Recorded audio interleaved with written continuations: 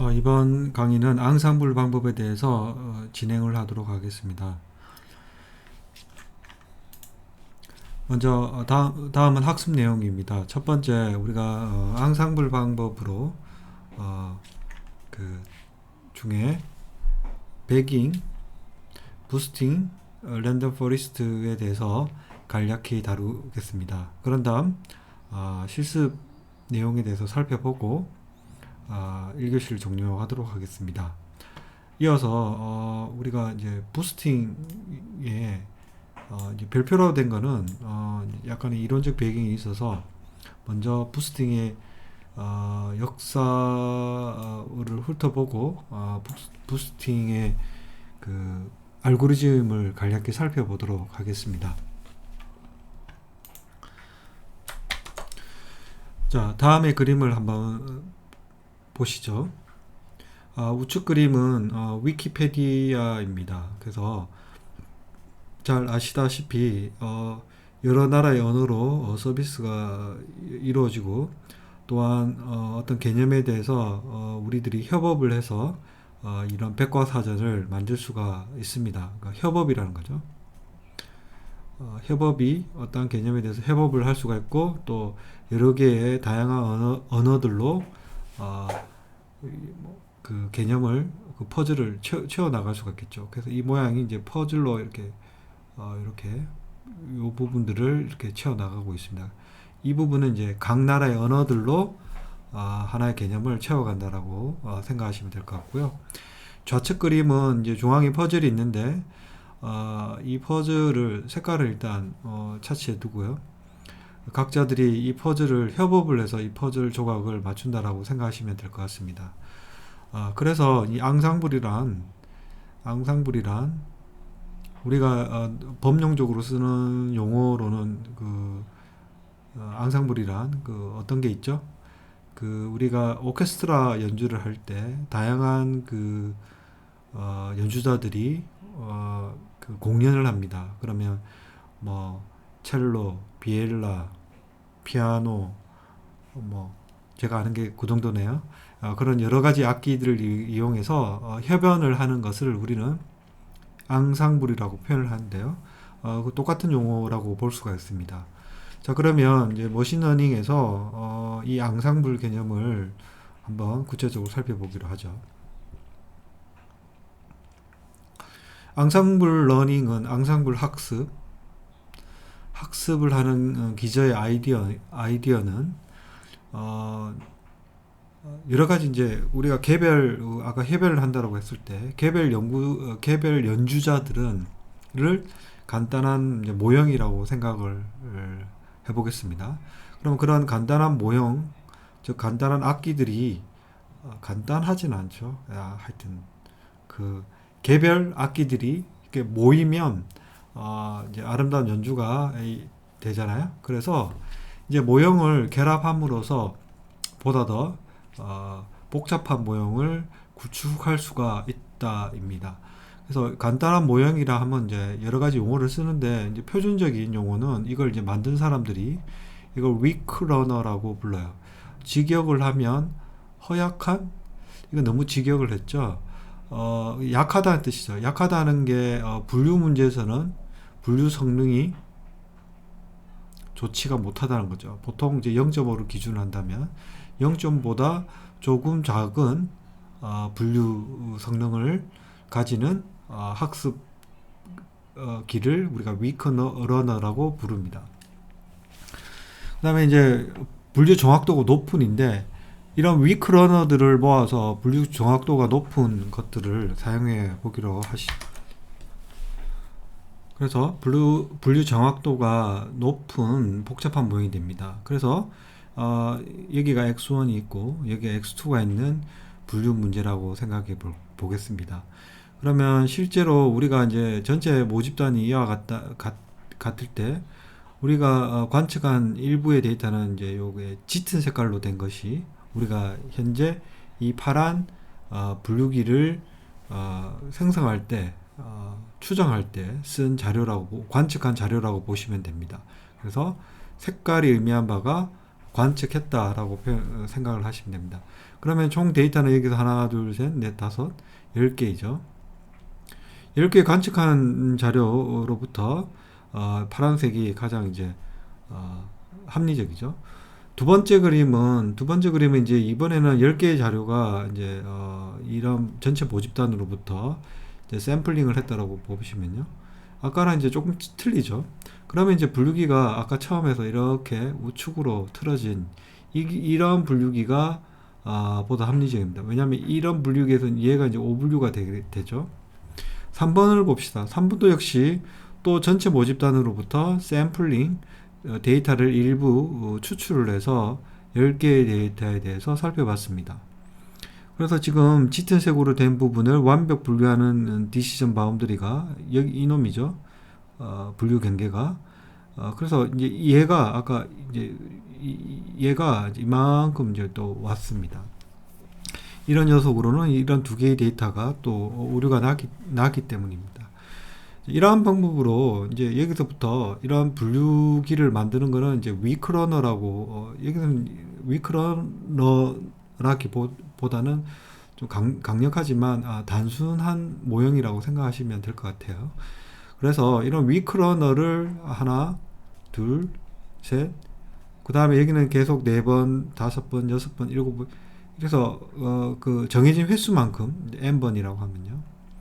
n번만큼 이 분류를 샘플링하고 그 작은 데이터로 부분 데이터로 분류기를 만들고 그러한 과정을 n번 반복을 해서 그 n번 반복한 분류기에 있는 결과를 모두 종합을 해서 종합을 하는 방법은 분류에서는 보팅을 하는 거고요.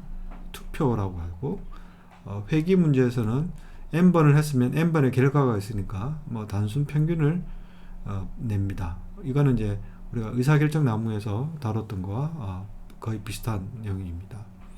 따라서 이 빨간색은 뭐냐면 이제 처음에 위크러너는 전부 직선의 경계를 가지고 있지만 이렇게 다 모아서 n번의 이제 분류니까 보팅을 통해서 어떠한 영역을 집으면 그 영역에서 이 영역이라면 여기겠죠. 이러한 영역에서 분류기들이 낸 결과의 값은 이제 동그라미 쪽이겠죠. 이거 좀 그렇죠. 이게 좀 오류가 났지만 동그라미 쪽이겠죠. 그래서 그러한 영역들을 표현을 하면 선형적으로 모은 것들을 굉장히 많다면 그것들을 전부 이제 지그재그로 이렇게 표현한 것을 좀 더 이제 부드럽게 이으면 이제 곡선의 형태로서 표현을 할 수가 있을 것입니다. 자, 그러면 우리가 여기서부터 알 수 있는 사실은 간단한 모형들로 반복적으로 우리가 적용을 하면 이제 일반적인 이런 단순한 그러니까 이 라인은 단순한 이제 단순한 규칙이죠. 이로부터 이와 같은 복잡한 규칙을 얻어낼 수 있다는 게 중요한 포인트입니다. 자, 그러면 이제 저런 앙상블 방법이 이제 효과적일 때가 있겠죠.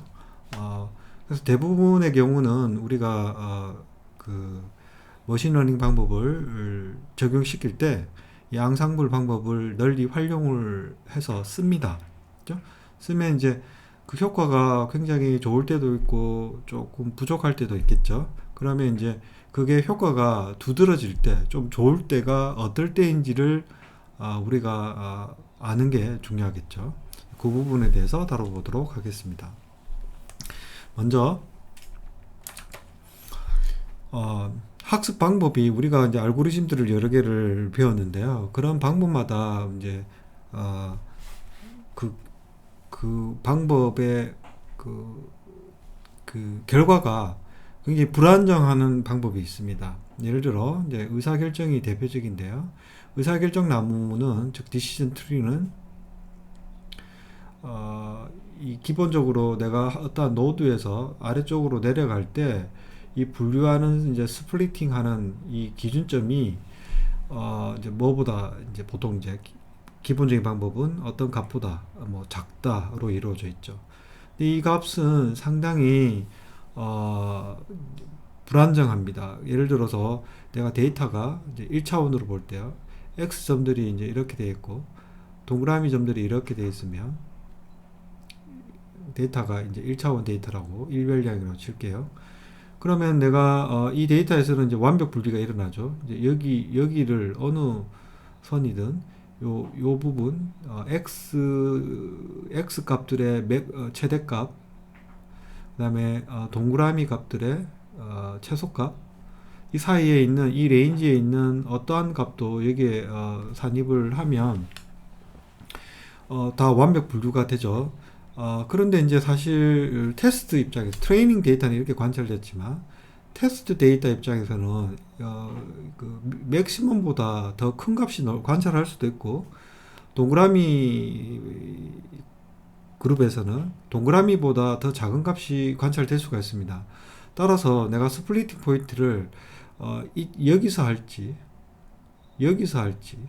혹은 여기 1과 2 사이에 있는 임의의 값에서 어떤 스플리팅 포인트를 내가 잡아서 해도 트레이닝 데이터에서는 분류가 변하지가 않습니다. 그런데 이제 이걸 이제 데이터가 달라짐에 따라서 이 포인트 자체가 굉장히 이제 분산이 크게끔 만들어 줍니다. 그 예제를 한번 보기로 하죠. 즉 정리하면요, 학습 방법이 기저 방법으로 쓰는 학습 방법이 불안정하면 해석이 이제 왔다 갔다 하는 거죠. 예를 들면 x가 1보다 작다라고 했는데 이게 갑자기 이 기준이 막 바뀌기도 하니까요. 해석을 어렵게 하기도 합니다. 다음에 예제를 한번 보기로 하시죠. 이 자료는 보스턴 집값의 자료입니다. 보스턴 집값은 말 그대로 타겟 Y가 그 집의 집값을 의미를 하고요. 설명하는 X들, 설명 변수들은 여러 개가 있는데 도심지까지의 뭐 출근 거리, 뭐 그 집의 방의 개수, 그다음에 그 지역의 여기 미국이니까 저기는 그 지역의 인종의 분포와 같은 것들이 설명 변수들입니다. 아무래도 이제 이게 1970년대 자료인데요. 아무래도 이제 이 당시는 아무래도 지금보다는 좀 더 인종에 대한 어떤 편견이라든가 이런 것들이 이제 지금과 조금 많이 다른 그런 시대였죠. 그러다 보니 그런 집값에도 그러한 것들이 영향을 많이 미친다라고 이제 알려져 있습니다. 그래서 이 데이터에 대해서 Y는 집값이고 그 집에 대해서 집의 타입이라든가 뭐 집의 구조, 뭐 집의 위치, 뭐 이런 정보들이 대략 한 10서너 개 정도 주어져 있습니다. 그럴 때 이제 이 자료에 대해서 이제 실험을 한 게, 전체 자료가 있으면 이 자료를 이제 반으로 이렇게 잘랐어요. 물론 랜덤으로 자르죠. 그러면 데이터가 두 개가 생기죠. 두 덩이가 생기는데 이 데이터로 트리를 만들 수 있고요. 이 데이터로도 트리를 만들 수가 있겠죠. 그죠? 그래서 그 예제를 그 다음 장에서 살펴보시죠. 한번 볼까요? 이 중앙선을 기준으로 해서 왼쪽과 오른쪽은 이제 좀 틀립니다. 물론 이제 예측한 값은 여기가 동일하게 분류가 되었지만 이제 이게 이제 강하게 상관되어 있다는 걸 타고 있죠. 첫 번째 분리 변수가 설명사 하는 입장에서는 분리 변수, 스플리팅 하는 그 변수가 일단 달라요. 그렇죠? 그렇죠? 여기 보면 두 번째 분리 변수도 틀리고요. 물론 이제 이쪽으로 가면 이제 이 값은 이제 좀 비슷하네요.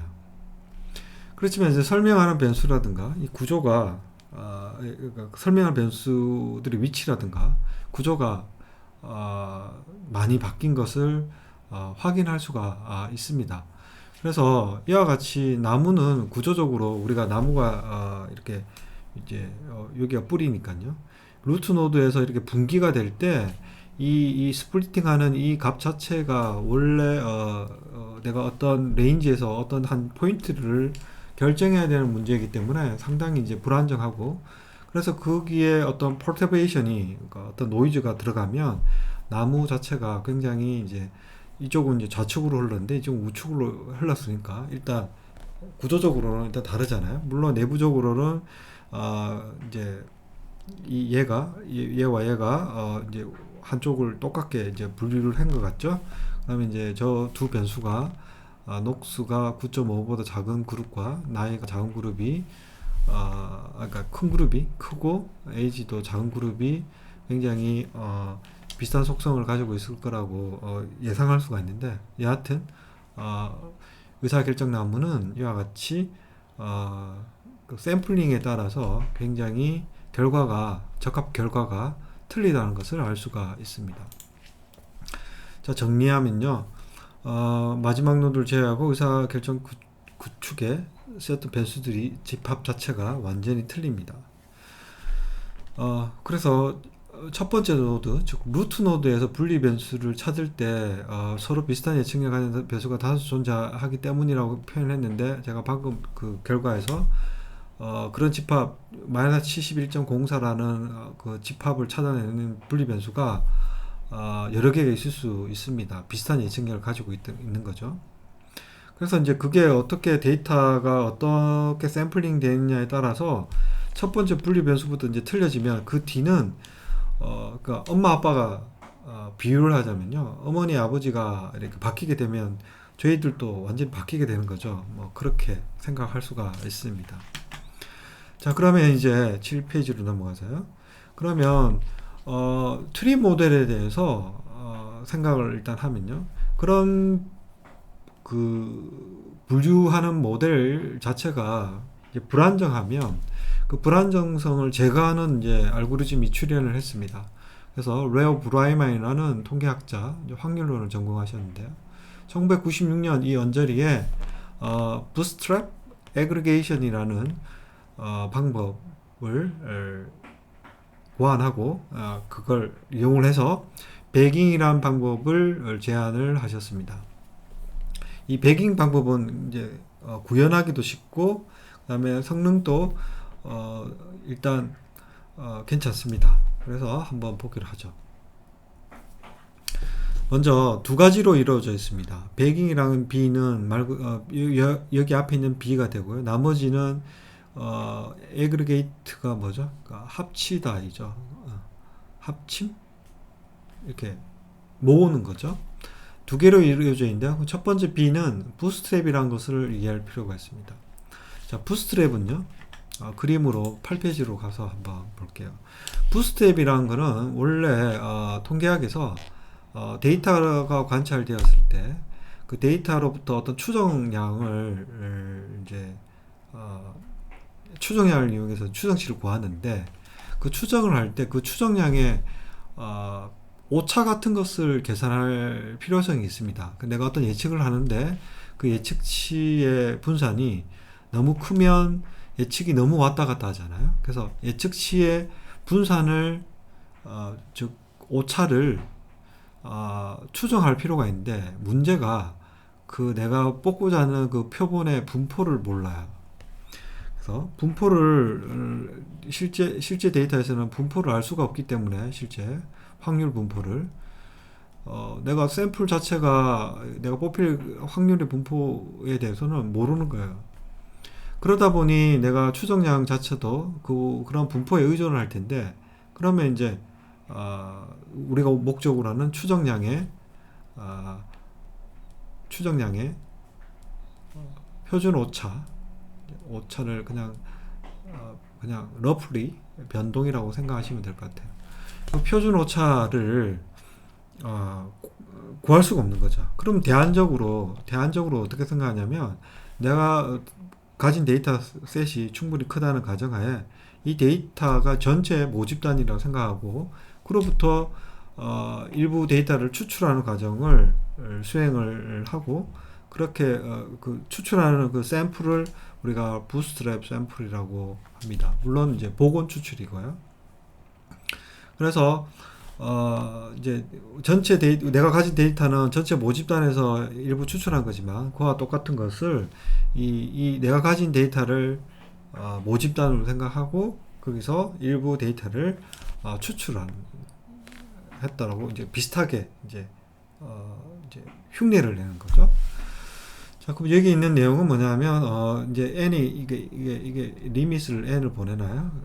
그래서 n 개의 데이터가 있을 때 그 하나도 안 뽑힐 하나도 안 뽑힐 확률을 이제 n번 반복해서 계속 뽑는다라고 이제 늘리면 어떻게 될 거냐.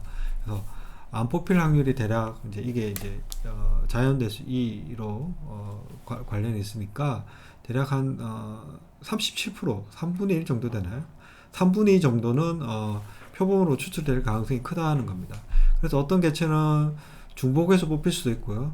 전혀 안 뽑힐 수도 있지만 대략적으로 러플리 한 70%는 안 뽑힌다라고 볼 수가 있습니다. 물론 이건 제가 각 샘플에 대한 뽑힐 확률을 똑같다는 가정에서 이제 이렇게 된 거고, 그러면 이제 우리가 학습 입장에서는 예를 들면 특히 분류라고 한다면 분류가 잘 되는 자료에 대해서는 계속 그 샘플에 대해서 관찰할 필요가 없는 거죠. 그러면 한 자료가 뽑힐 확률이 n분의 1보다 어떤 자료는 이거보다 클 수도 있고 어떤 자료는 이거보다 작을 수도 있으니까 이제 좀 틀려지게 되는 겁니다.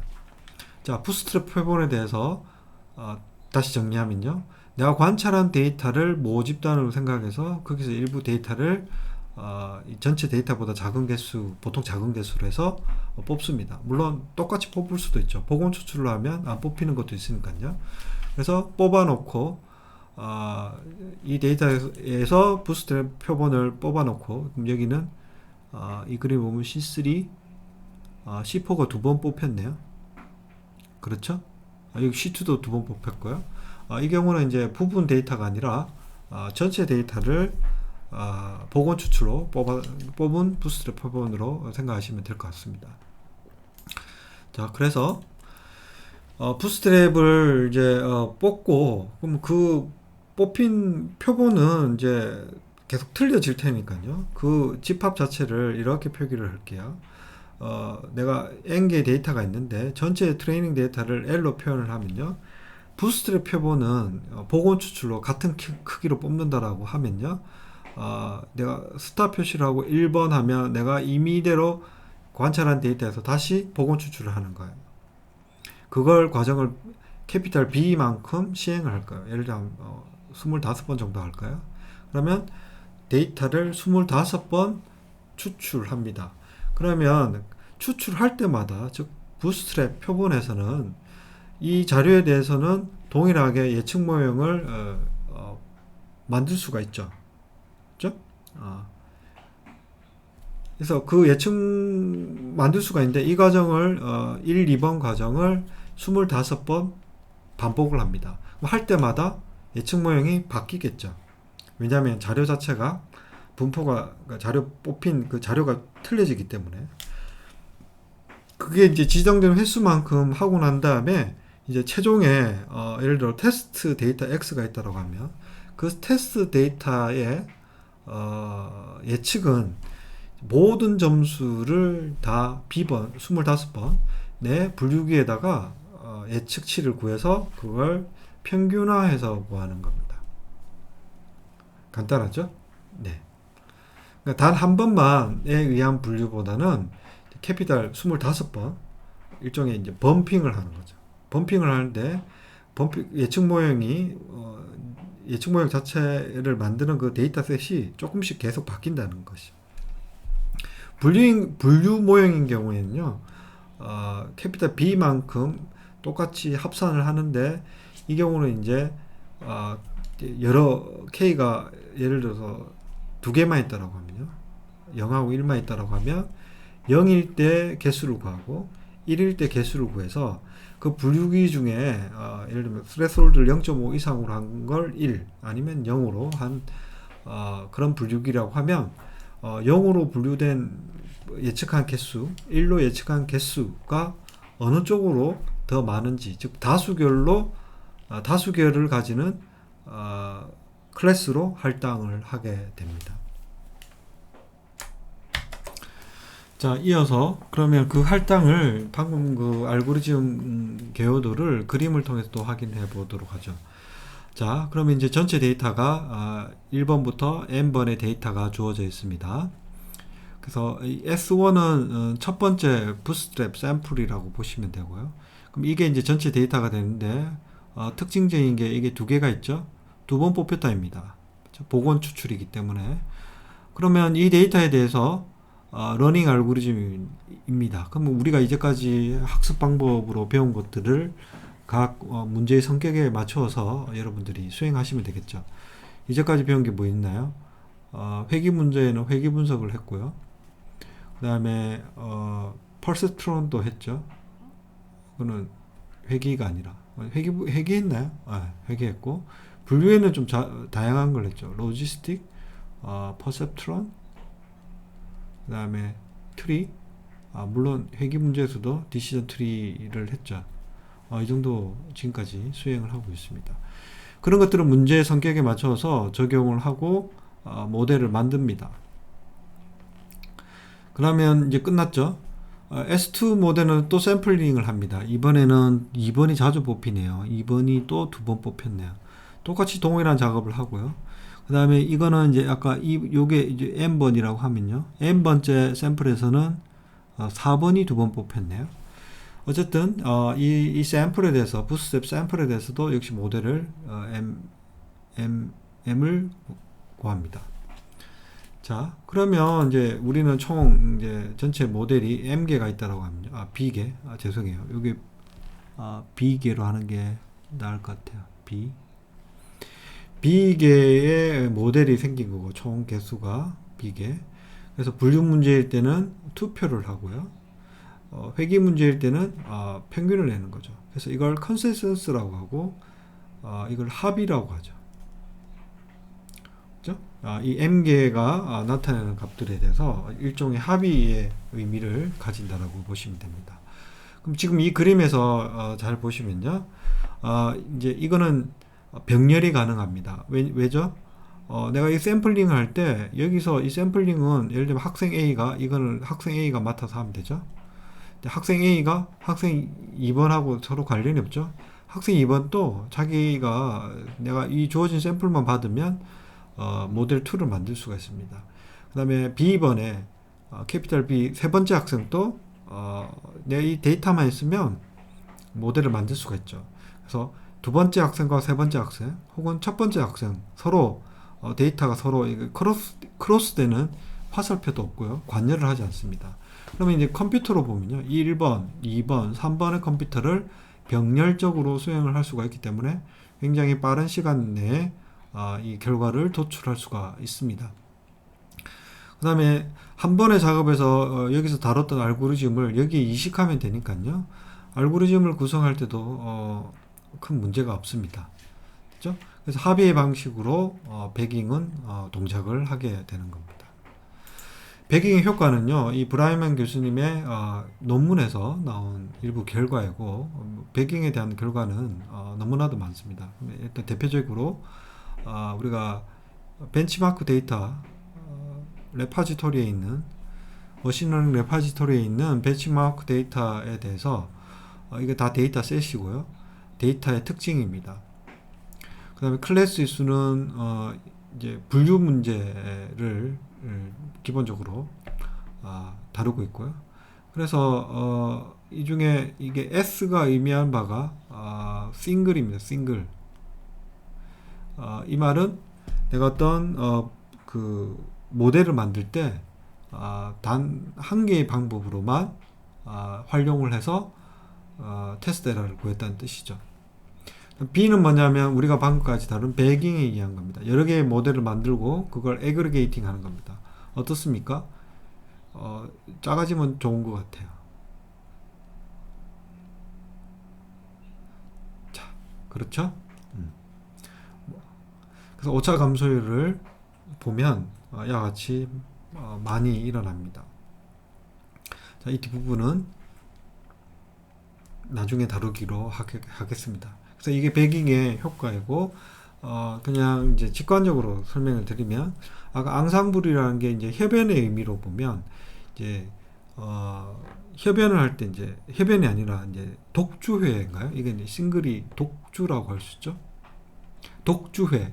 혼자서 이제 뭐 피아노 독주회를 한다고 하면, 정상급 그 연주자가 정상급 연주자도 실수를 할 수가 있겠죠.